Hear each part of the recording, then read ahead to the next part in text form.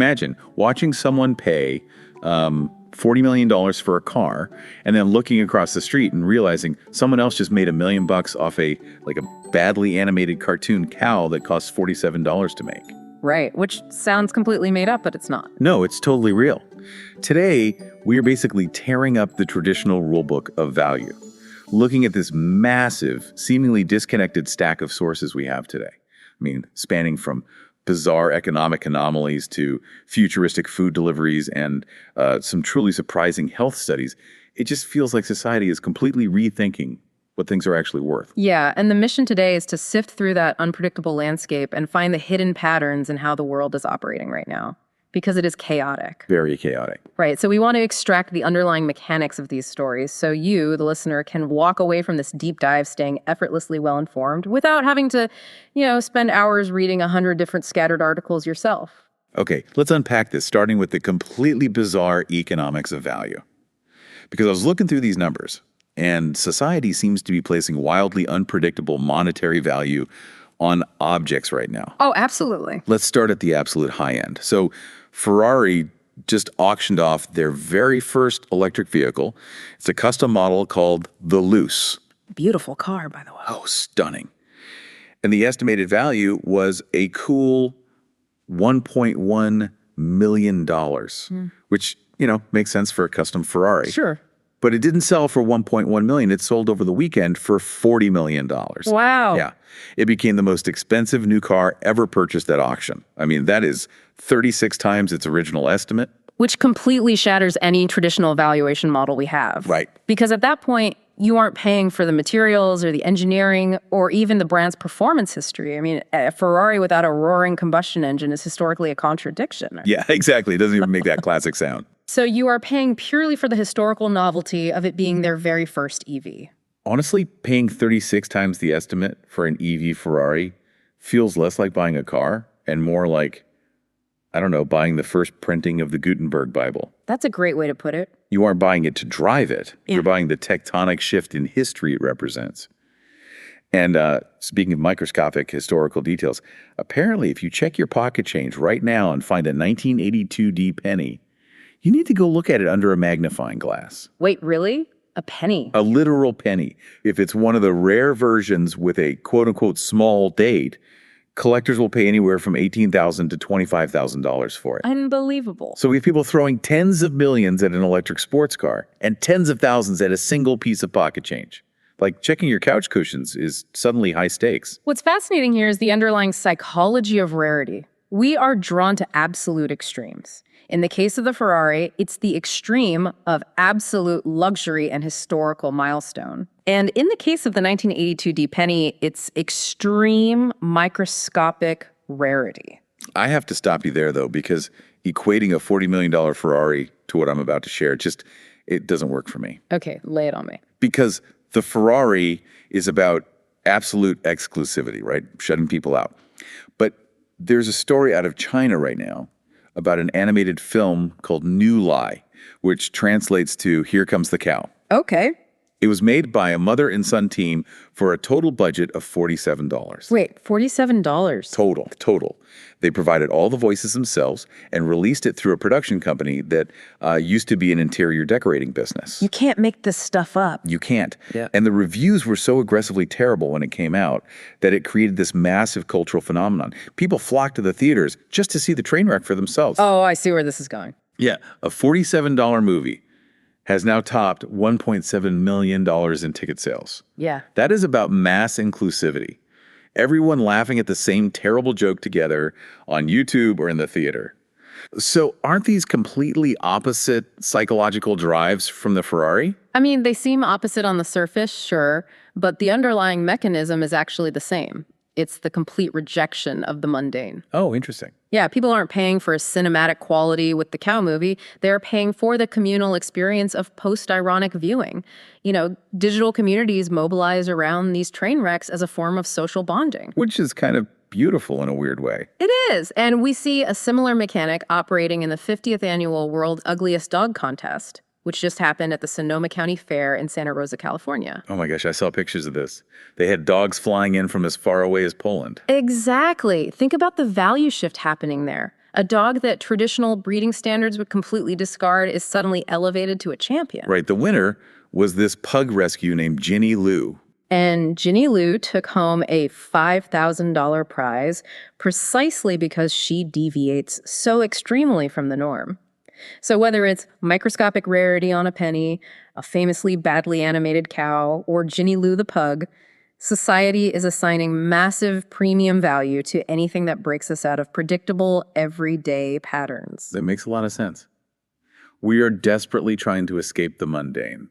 But while we're assigning all this strange, arbitrary monetary value to material things and entertainment, we often completely misunderstand the value of something far more important. Which is? Our own time and our physical health. Oh, absolutely. The material world is entirely flexible and subjective, like we just talked about, but the biological world has very strict limits. Yes, it does. Though looking at the research in our stack today, our understanding of those limits is currently undergoing a massive paradigm shift. Okay, here's where it gets really interesting. If you are listening to this right now and feeling guilty about skipping your hour-long run today, this next study is going to completely rewrite your schedule. This is why A new study just came out showing that just 3 minutes of sprinting might actually have more health benefits than an entire hour of running. 3 minutes. which flies in the face of everything we've been taught. Exactly. We've been told for decades that you have to grind it out for an hour on the pavement to protect your heart. And this study suggests we've had the physiological math completely wrong this whole time.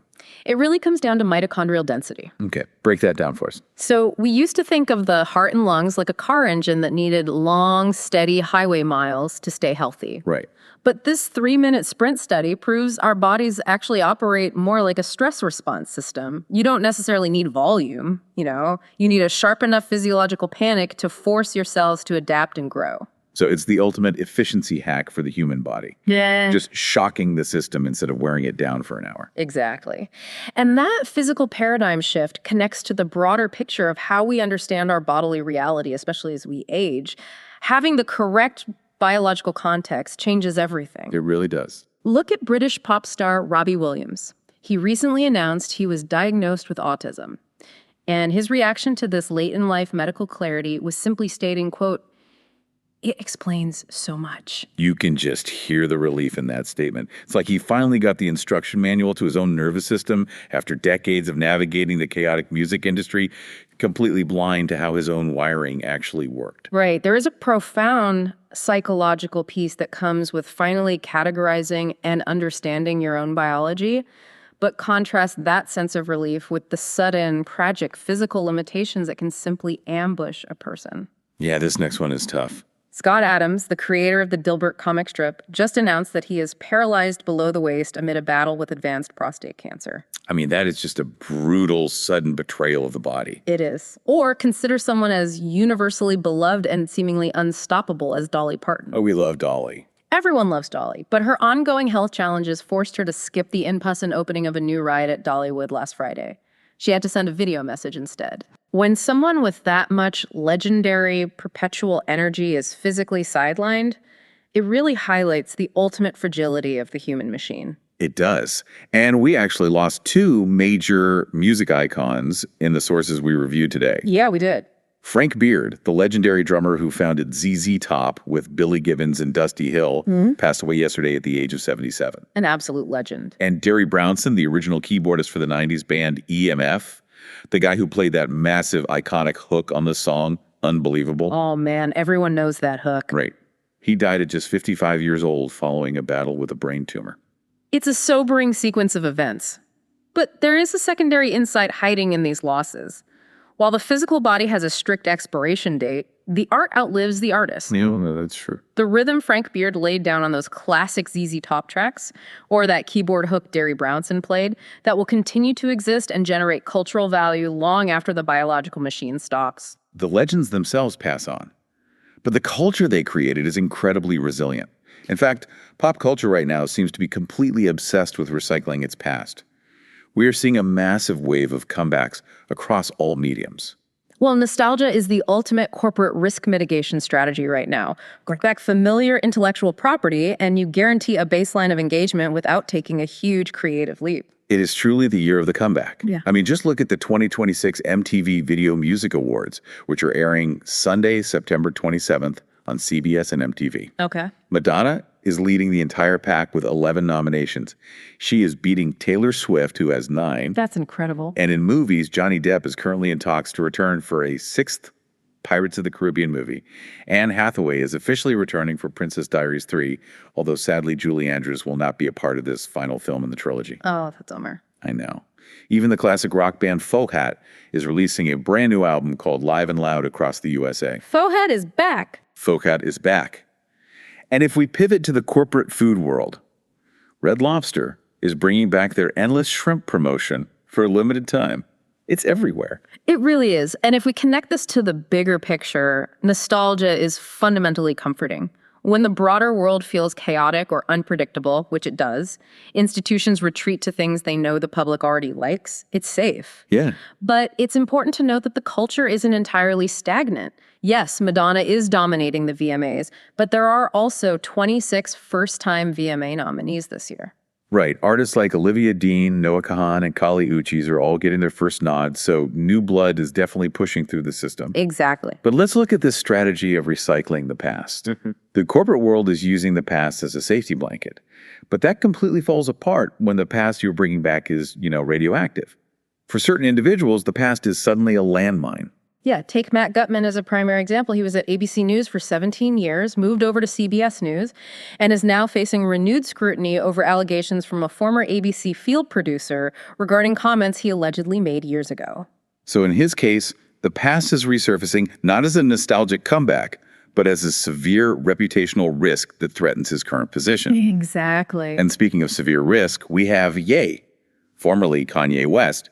He has officially scheduled a concert in Russia. Yeah, that is huge. That makes him the first major Western artist to hold a concert there since the 2022 invasion of Ukraine. That is a deeply controversial, massive geopolitical move. I mean, while Disney is bringing back Jack Sparrow for comfort, Ye is stepping into one of the most volatile geopolitical arenas on the planet for a performance. Right. It shows that while corporations rely on nostalgia to minimize risk, certain individual figures actively seek out maximum friction to maintain their relevance and dominance in the global conversation. And that macro friction is what makes all the global headlines. But when you dig through the sources, the friction that actually dictates our daily lives is happening much more quietly, down at the local logistical level. Oh, for sure.